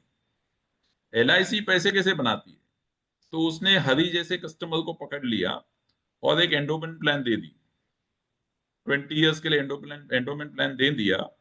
तो the activity of client acquisition is once. एक बार हरी को acquire कर लिया उन्होंने, Hari is going to pay the premium for the next 20 years. So we call this as annuity income, right? LIC does not have to be in touch with me every year. वो सुबह एक message भेज देता है, mail भेज देता है कि आपका प्रीमियम ड्यू है बस. But once a client is acquired, it's lifelong. But if you look at a company like Zerodha, जो स्टॉक बिजनेस में है, स्टॉक मार्केट में है, उसका business model is based on number of transaction. जितना ज्यादा लोग एक्टिव रहेंगे उतना उसको फायदा होगा. उसको पता है कि लोग तो पैसे नहीं बनाएंगे लेकिन वो बना लेगा. सो activity determines the business revenue for that company. So the business model is very different. AMC business की हम बात करें तो जितना AUM बढ़ेगा, यानी कि more and more new clients get added, आपका AUM बढ़ेगा, प्रॉफिटेबिलिटी बढ़ेगा. So within the financial service also business model सबके अलग है. Why it is important? Because you might see sometimes banks are not doing well. तो bank अच्छा नहीं करेगी तो शायद कैपिटल मार्केट वाली कंपनी अच्छी करेगी, शायद इंश्योरेंस वाले अच्छे करेंगे. So again you get the diversification. जिस तरह बिकॉज हम एसेट एलोकेशन की बात कर रहे थे, अगर इक्विटी ने अच्छा नहीं किया तो गोल्ड अच्छा कर लेगा. कोई ना कोई तो आएगा जो मुझे बचा लेगा. क्रिकेट मैच की तरह है कि कभी बैट्समैन जिता देगा, कभी बॉलर जिता देगा. So that mix is available, that flexibility is available, that diversification is available, right? I'm not getting into each of the other sectors. Fairly simple, straightforward. Telecom की अगर हम बात करें, again, if you look at how we have started consuming telecom, 20-25 years back, हम सबके घरों में landline phone हुआ करता था. There was only one landline instrument which was consumed by maybe 4 or 5 members of the family. But today we don't have landline phone. Today we have got smartphones. और हर family में 4 या 5 mobile phone है. Every member has one smartphone, right? फिर आपके पास data connectivity है, wifi services हैं, because everybody wants to watch their own content. पहले हम सारे लोग एक घर पे टीवी के सामने बैठ के सारे लोग एक ही टीवी देखते थे. आज हम लोग मोबाइल में देख लेते हैं सब कुछ. So the husband is watching something on his mobile, wife is watching something, बच्चे अपने रूम में बैठ के और कुछ कंटेंट देख रहे हैं. So everybody is consuming content in a very different way, and this is where the potential for telecommunication as an industry और services. Similarly, tourism, travel, especially after COVID, we have started aggressively traveling, right? Domestic tourism बहुत pick up हो गया है, spiritual tourism बहुत pick up हो गया है, medical tourism बहुत हो रहा है इंडिया में because of good facilities in terms of skilled doctors, low cost. So net आप देखोगे, the service industry stands to gain a lot. ठीक है? Coming quickly to the service opportunities fund, this is going to be a flexi cap fund, यानी कि इसमें large, mid, small तीनों में पैसा जाएगा. Fund is going to be very actively managed. When I say actively managed, because it is a thematic fund, लोगों के दिमाग में ये सवाल आता है कि ये इंडेक्स को कॉपी करेगा क्या? So we will not copy the index. We will one have a very different weightage to that particular industry and stock as compared to the benchmark. Okay. Plus इसमें हम सेक्टर रोटेशन काफी aggressively करेंगे. So if we feel today that IT is not expected to do well, हम IT का weightage कम रखेंगे. Maybe 6 months down the line, as the global uncertainties fade away, we will increase the allocation to IT. So we will essentially try and play the theme that is working at a given point in time. और जैसे ही वो theme का story खत्म हो जाएगा हम दूसरे theme को पकड़ लेंगे. So this is going to be more actively managed both in terms of weightages as well as in terms of sector rotations. As a company, we always follow bottom up stock picking and quality. That's our philosophy. Okay, so I'm not spending time on that. As I said, the NFO is opening on 4th of July till 18th of July. I will only leave with one final thought. तो अगर आप KBC आपने देखी होगी तो आपने देखा होगा कि जब अमिताभ जी कोई कंटेस्टेंट अमिताभ जी के सामने आके बैठता है हॉट सीट पे तो एक सवाल पूछते हैं वो. व्हाट इज दैट सवाल जो पूछते हैं वो कंटेस्टेंट से? Anybody? What is that one question which he ask? सभी पार्टिसिपेंट जो हॉट सीट पे आते हैं उनको पूछते हैं वो before he starts the game.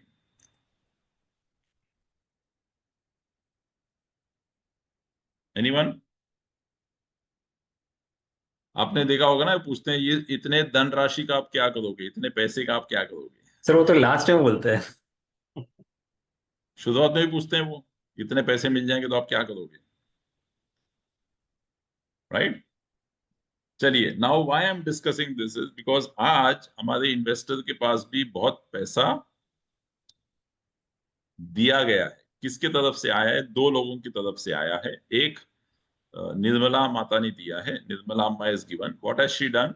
She has reduced the income tax rates. How has she reduced income tax rate? उन्होंने बोला कि if you are earning 12 lakhs and less आपको कोई टैक्स नहीं लगेगा. So people who are earning up to 12 lakhs will now take home extra 80,000 rupees पूरे साल में, यानी कि roughly about 7,000 rupees per month. And obviously, if you are taking home more money, you will also spend more money, right? People who are earning up to 25 lakh rupees, they will take home extra 1,10,000 rupees. So roughly about 8 to 9,000 per month. So more money is coming into the hand. As more money comes into our hand, more is the ability to spend money on consumption and services. Because जो महीने का 10,000 कमाता है उसके तो पैसे grocery में खत्म हो जाते हैं, बट जो 50,000 कमाता है महीने का उसके पास पैसे बचते हैं to maybe do a vacation, do a travel, maybe go and stay in a good hotel, maybe go and dine at some place, etc., right? So from that perspective, people will have more money in their hand. Second, very recently, RBI has cut interest rates. Repo rate को कम किया है. Repo rate कम करने का मतलब है EMI rates will come down, loan rates will come down. साथ ही साथ RBI ने ये भी अनाउंस किया है कि that CRR will be cut by 1% effective September. Now, what is CRR? Let me quickly explain. If I do a deposit of 100 rupees with the bank, उस 100 रुपए में से bank has to keep some percentage with the RBI in the form of cash. That is called CRR. So let's assume it is 4%. So 100 में से 4 रुपए मैंने RBI को जमा कर दिया. So bank is left with only 96 rupees to lend. And on the 4 rupees that it has kept with RBI does not pay any interest. Now when we are saying that CRR will be cut by 1%, so out of 100 rupees, 1 रुपए कम bank को RBI के पास रखना पड़ेगा, which means bank will now have 1 rupee extra. At the entire bank level, this 1% translates to 2.5 lakh crores of money. So 2.5 lakh crore रुपए extra भी bank के पास रहेगा, यानी कि बैंक के पास लिक्विडिटी ज्यादा हो जाएगी. And even if we assume 20-30% of this money is given as loan, तो आप समझ सकते हैं कि सस्ता लोन हो जाएगा because EMI is come, repo rate has come down, more money leading to more the reduced interest rates. All of these augurs very well for individuals to spend more money. Or that is what the government wants. That is what RBI wants, because we want the economy running. Because globally uncertainties both है. तो RBI ने बोला कि मैं दिवाली अभी दे देता हूँ आपको. So they've actually given everything front-ended now. So which is where we feel that this is an opportunity for all of us. And I'm not trying to say कि RBI ने रेट काटा तो normally इसको effect में आने में 5-6 महीने लगते हैं. But this is a good time for all of us to feel and get a sense of how much more money is coming into the hands of people, and therefore the tendency that they will also spend it. While we also want 50% of that money to come to SIPs, we also want them to spend that 50%. That government is very clear, because apni economy is driven by consumption and services. Services contributes 55% to India's economy. As more people start consuming more and more services, this economy will keep flourishing. इसलिए government की तरफ से पैसे लोगों के हाथ में दिए, right? So this is an opportunity that is there in front of all of us. I think this is a right timing, perhaps, that we have also launched this fund, that we can take advantage of. So this is what I wanted to share on the NFO. I am sure our colleagues at Kolkata and other parts will also come and have a more detailed discussion. But because we were meeting and Hitesh ji was kind enough to allow us to discuss this fund, I said we'll take the opportunity to discuss that also. Right? Right. Right. Thank you so much, sir. 4 session कब कैसे खत्म हो गए मालूम ही नहीं पड़ा. मतलब I have done so many webinars in the past and I normally see कि जब भी आप 4 सेशन का सीरीज चालू करते हो तो सीरीज चालू होता है 150 लोगों से और चौथे सेशन तक शायद 50-60 लोग बचते हैं. एंड नॉर्मली ऐसा ही होता है कि अगर आप 1.5 घंटे का सेशन करते हो तो सेशन स्टार्ट होता है 100 लोगों से और सेशन खत्म होता है 75 लोगों से. बट ये एक ऐसा सेशन रहा है जहाँ पे स्टैंडर्ड डिविएशन बहुत कम रहा है. यहाँ पर जितने लोगों ने शुरुआत किया था उतने लोगों ने खत्म किया है.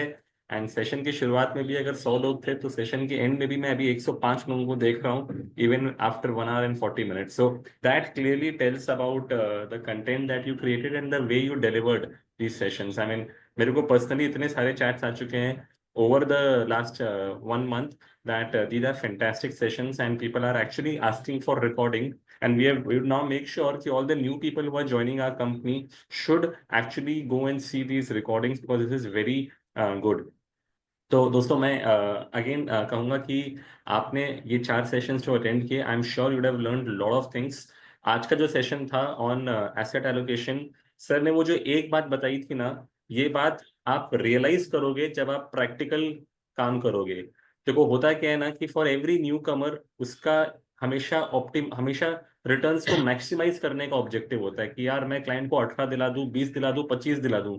और हमने ये भी देखा है कि लोग इसी वजह से पूरा का पूरा पोर्टफोलियो जो है थीमेटिक से बना देते हैं, पूरा का पूरा पोर्टफोलियो जो है स्मॉल कैप मिड कैप खड़ा कर देते हैं कि सर जो हाईएस्ट रिटर्न देता है मेरा क्लाइंट तो सर 10 साल रहने वाला है तो कोई दिक्कत ही नहीं सर, इसको आराम से देना चाहिए sir. But that is where what people don't realise is कि भाई it is not a straight line. जैसा सर ने कहा कि वो जो गड्ढा है ना, अचानक बीच में 10 फीट का गड्ढा भी आता है, आप -15% भी देखते हो. Right. So for example all those investors जिन्होंने दुर्गा पूजा के टाइम पे आए थे, एंड दुर्गा पूजा के टाइम पर जब वो last 1 year 3 year 5 year return देखता था तो उसको क्या दिखता था, भैया 15% 20% तो घटिया से घटिया फंड दिया है. तो उस पर्सपेक्टिव से बाय डिफॉल्ट एक बायस बन जाता है एडवाइजर का एंड क्लाइंट का कि वो सारा का सारा पैसा इक्विटी में घुसा they irrespective of the clients risk profile. And that is where you realize that sir almost अब 1 साल होने को आ रहा है, अगली दुर्गा पूजा बस 2 महीने बाद ही है एंड क्लाइंट ने रिटर्न नहीं बनाया है. वेयर एज वही क्लाइंट्स जिन्होंने मल्टी एसेट एलोकेशन फंड से पैसे डाले थे, दे आर सीइंग कि एटलीस्ट एफडी से थोड़ा बेहतर रिटर्न तो बन गया.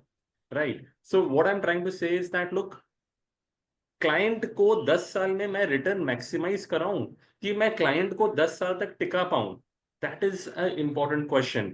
कई बार हम कहते हैं कि सर स्कीम तो रिटर्न बना के देता है 12%, लेकिन क्लाइंट के घर में आता है 9%. क्योंकि क्लाइंट वो जो फ्लक्चुएशन जब आता है ना तो क्लाइंट वहां से गायब हो जाता है. सो I would say that at least for all the investors who are first timers, जिन्होंने मार्केट कभी नहीं देखा है, जो मार्केट के उतार चढ़ाव को नहीं समझते हैं, उनके लिए तो multi asset allocation fund and a balance advantage fund is like a god sent thing for them. कि भाई आप उनका शुरुआत उनसे कराइए ताकि उनकी जर्नी स्मूदन होगी और वो लॉन्ग टर्म तक टिक पाएंगे. देखो सर ने बहुत क्लियरली दिखाया एग्जांपल में कि while an all equity portfolio could have given you 13-14% return और ये एसेट एलोकेशन करके मैंने 12% का ही रिटर्न बना के दिया तो रिटर्न 2% कम हुए. But what is more important to see is that कि भाई वो जब 15% का डाउनफॉल आया ना, तब आपका क्लाइंट भागा नहीं क्योंकि आपका क्लाइंट खाली 5% माइनस में था. So you had all the guts to stand in front of the client and tell them कि सर देखो आप क्यों घबरा रहे हो, मार्केट 15% गिरा है, आपका पोर्टफोलियो तो खाली 5-6% गिरा है, सर थोड़ा पैसा और डाल दो अभी। So that is what I am saying कि क्लाइंट को लंबे समय तक टिकाए रखने के लिए आपको एसेट एलोकेशन करना बहुत जरूरी है। अगर आप खुद से कर सकते हो कि पोर्टफोलियो में कुछ पैसा, मान लीजिए फ्लेक्सी कैप मल्टी कैप डाल दिया, कुछ पैसा गोल्ड फंड में डाल दिया, कुछ पैसा आपने डेट में डाल दिया, तो बहुत अच्छी बात है। लेकिन उसमें प्रॉब्लम क्या होती है, उसमें प्रॉब्लम ये होती है कि जब मार्केट बहुत अच्छा हो जाएगा ना, तब क्लाइंट आपको बोलेगा कि यार डेट में पैसा क्यों डाला, क्योंकि उसमें रिटर्न कम दिखेगा। और वही अगर मार्केट जब खराब होगा तो उसको इक्विटी चुभेगा कि यार वो -20% क्यों दिख रहा है। तो इसलिए हमारा कहना है कि boss if you go for categories like hybrids which is like BAF MAF जैसे फंड्स में अगर आप पैसा लगाओगे ना, तो we call them an all weather fund, कि बाहर चाहे गर्मी हो, बारिश हो, चाहे आंधी तूफान आए, चाहे बर्फ गिरे, आप एनी टाइम क्लाइंट के सामने खड़े होकर के उसको फेस कर पाओगे, उसको बात कर पाओगे। Typically, if you can give this kind of a fund to the client with a minimum holding period of 3 to 5 years, although they do not have any lock-ins, but 3 से 5 साल के लिए अगर क्लाइंट इसमें रह जाए ना, तो हमारा मानना है कि FD प्लस 2 to 3% रिटर्न तो कहीं नहीं गया है, इस टाइप का रिटर्न वो बना ही देता है।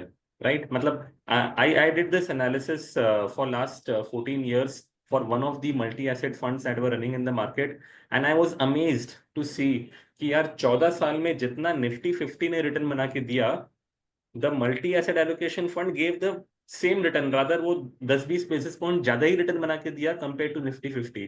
अब आप बोलोगे सर फंड में इक्विटी 50-60% है, उसके बावजूद वो निफ्टी 50 को बीट कर गया, ऐसा कैसे हो सकता है? दोस्तों ऐसा इसीलिए हुआ because it has asset allocation, वहां पर डेट भी है, वहां पर गोल्ड भी है। Normally we see that look gold is is negatively correlated with equity. तो जो अभी हमने दौर देखा कि जहां मार्केट पूजा के बाद गिरा, मार्केट 15% माइनस हुआ, उसी सेम पीरियड में आपका गोल्ड जो है 15-20% प्लस में गया, and which is where most of the multi asset allocation funds in the industry positive returns where the equities were tanking by 15-20%। Right, तो दोस्तों मेरा ये कहना है कि हमेशा क्लाइंट के पोर्टफोलियो में एसेट एलोकेशन करिए। एसेट एलोकेशन करने का सबसे सीधा, सबसे आसान तरीका है कि आप उनको मैफ बैफ जैसे प्रोडक्ट्स को जरूर दीजिए। Axis has actually made a great comeback over the last 1 year, and now their focus is on hybrid funds. तो हाइब्रिड फंड्स को आप जरूर देखिए एक्सिस की तरफ से। अगेन जो सर ने बताया सर्विस सेक्टर के बारे में, तो I think I have personally been investing into Sundaram Services Fund for last 6 years now, and there has never been 1 year or 1 quarter wherein I was disappointed with their returns. कभी ऐसा नहीं हुआ. It is not that Sundaram is doing an exceptional task. They are doing fairly well. But what I'm trying to say is कि service sector as a category has done well. देखो अभी तक market में ऐसा बहुत समझाया गया, बताया गया कि देखो इंडिया में अल्टीमेटली मैन्युफैक्चरिंग आएगा, मैन्युफैक्चरिंग बनेगा, बढ़ेगा, और हम लोगों ने भी काफी मैन्युफैक्चरिंग बेचा है। बट द रियलिटी अगर मैं आज अगर नंबर्स देखूं, तो आज ही सुबह एक्सिस के हेड ऑफ इक्विटीज हमारे ऑफिस में आए हुए थे, और we were discussing the same presentation, and we were discussing the same point कि एक्चुअल में अगर आप लास्ट 5 सालों में देखोगे ना, तो it is the services sector जिसका शेयर हमारे जीडीपी में बढ़ा है। From a profitability perspective also, it has been the services sector that is actually growing, and not the manufacturing sector, which we always assumed it will grow. So it's like it's a very broad theme again, more or less जो उन्होंने जिस तरह का investable universe बनाया है, उसमें लगभग लगभग निफ्टी 500 के 50% यूनिवर्स को ये कवर कर रहे हैं। तो इट इज नॉट लाइक कि सर मैंने कोई एक ऐसा थीम उठा दिया कि जहां पर सिर्फ 5% 10% यूनिवर्स पे मैं काम कर रहा हूँ, और अगर वो यूनिवर्स नहीं चला तो भले ही मेरा फंड सिलेक्शन अच्छा हो, बट मेरा ओवरऑल पोर्टफोलियो पिट जाएगा।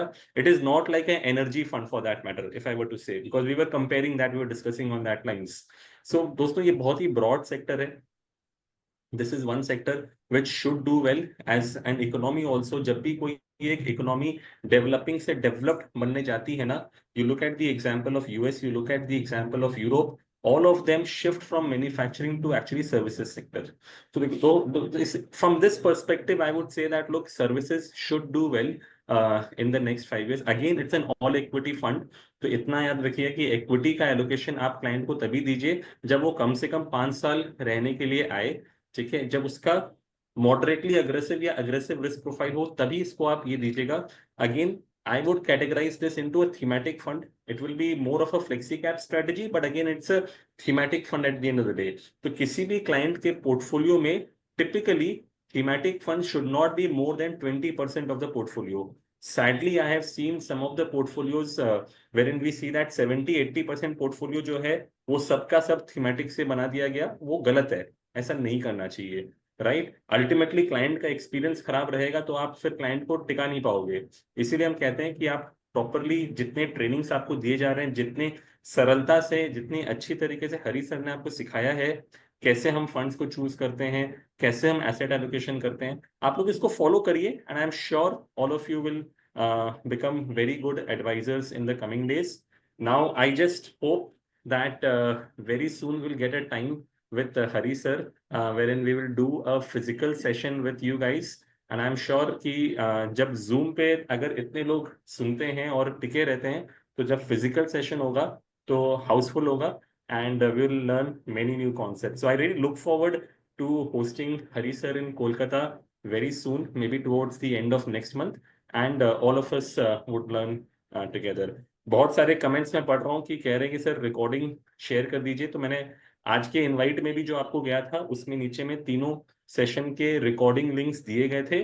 बट मैं करूंगा क्या कि जो अभी ये 4th सेशन जब हमारा हो जाएगा, मतलब आज जो कंप्लीट हुआ है इसका रिकॉर्डिंग कल जब अपलोड हो जाएगा तब मैं चारों सेशंस का एक समरी बना करके मैं सारे ग्रुप्स में डाल दूंगा, so that even those people who had not enrolled for this particular course will also get to see all the 4 sessions. Right. So that's it from our side. Thank you so much everyone for staying till now, and thank you so much Hari sir. Thank you Axis Mutual Fund for actually conducting these sessions for us, and I really look forward to doing many more sessions with you guys in the coming future, sir. Thank you so much, sir. Thank you so much, Hitesh. Thanks everyone for having been consistent, in their participation. I really enjoyed the 4 sessions, and I'm sure, as we meet physically at some point in time next month, we will have a very, very exciting session, and also do look forward to that session. That's going to be a very amazing, very, very different. I can assure you that it's one of its kind of a program, right? So thank you, Hitesh, for giving us the opportunity. My pleasure, sir. Take care, sir. Thank you, sir. Bye-bye. Good night. Thank you, everyone. Take care. Bye.